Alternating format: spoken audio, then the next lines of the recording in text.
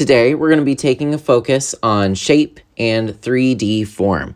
So we're also going to be taking a look at an artist named Henri Matisse. He was known for his colorful works of art. He painted, he was a sculptor, he used paper and collage.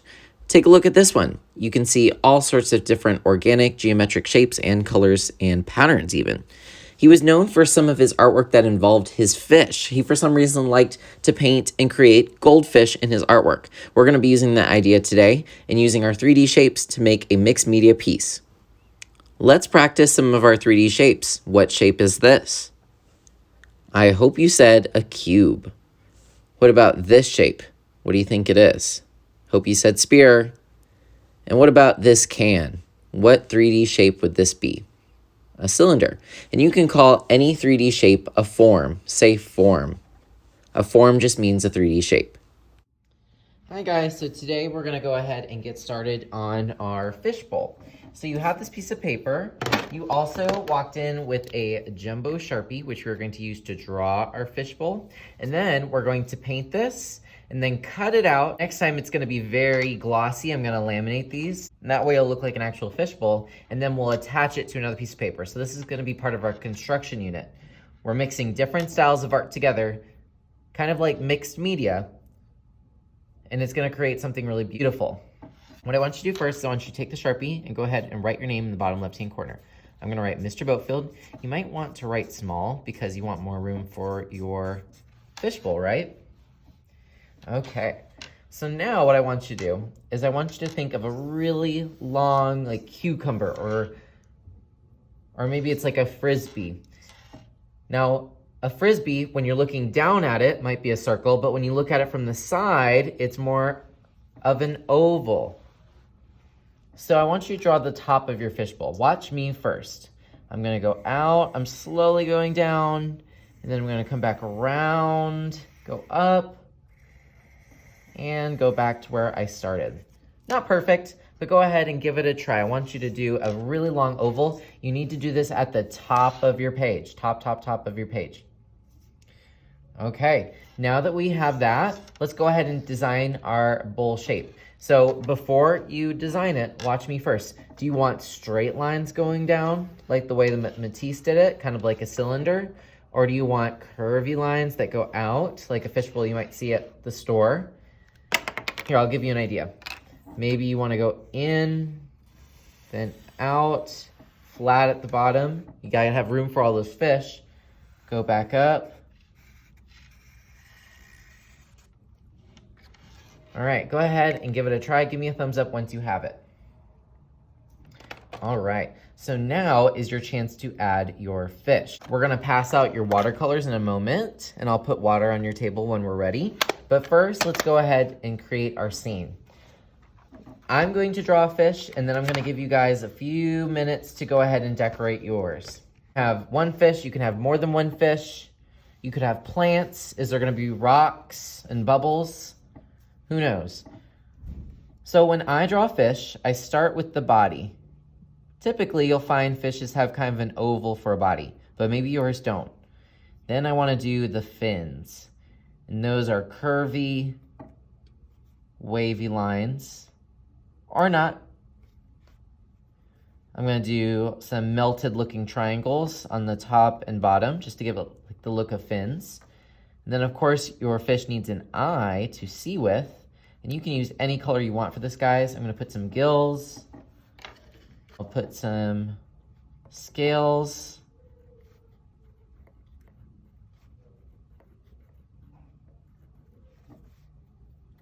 Add some details.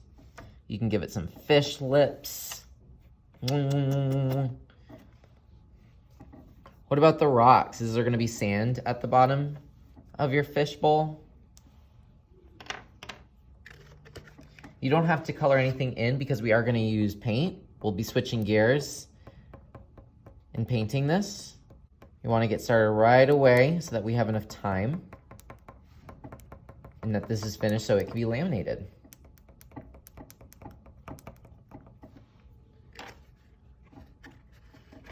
I want to see that you really thought about this. Can you do some seaweed? Maybe some of the shapes can overlap each other.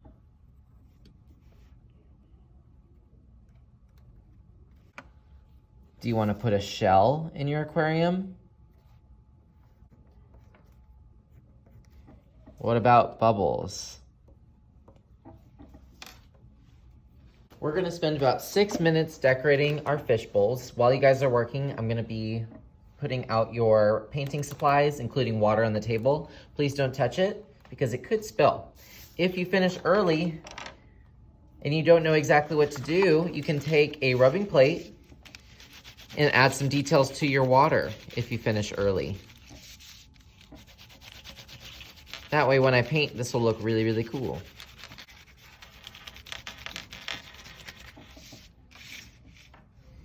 It's up to you whether you want to color the lid or the top of your fishbowl. I'm gonna go ahead and color it so it looks like it's full of water.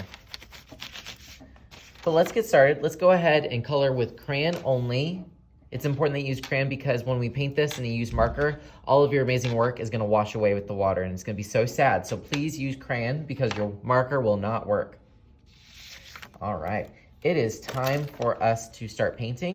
If you still need time to add coloring or texture, or you need to work on your fishbowl a little bit more before you paint, that's fine. I still want you to listen to these directions, watch them first, that way you know exactly what to do today. You also have some water. Remember, your paint tray has its own brush. It still should be inside waiting for you to use. If you don't have a brush, just let me know with a quiet hand later on and I can help you. Please only use the one that has your name on it.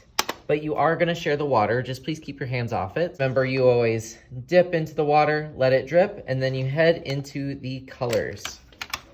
Also have a paper towel, which I will pass out in a moment. I'm gonna go ahead and paint my water blue. So I'm gonna dip into the water, dip into the color, and ooh la la. But maybe your water in your tank is not just blue. Another good option is green. You can put greens in there. Whenever you want to switch colors, just dip into the water, let it drip, and then dry off. Just like when you're getting out of the bath or the shower, you need to dry your hair. And then you can go ahead, get that color, and move on to something else. I would start with your fish and your background first before you get to the water. The reason is that you may get lost painting in the water, and then forget about your poor little fishy. Don't forget to give your fishy some color. And I want to see that. I'm going to put some orange on his fins.